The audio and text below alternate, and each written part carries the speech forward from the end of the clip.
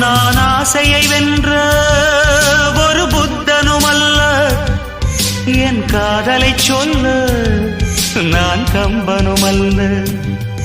உன் காது கடித்தேன் நான் கனவினில் மெல்ல, இன்று கட்டி அணைத்தேன் இது கற்பனை அல்ல.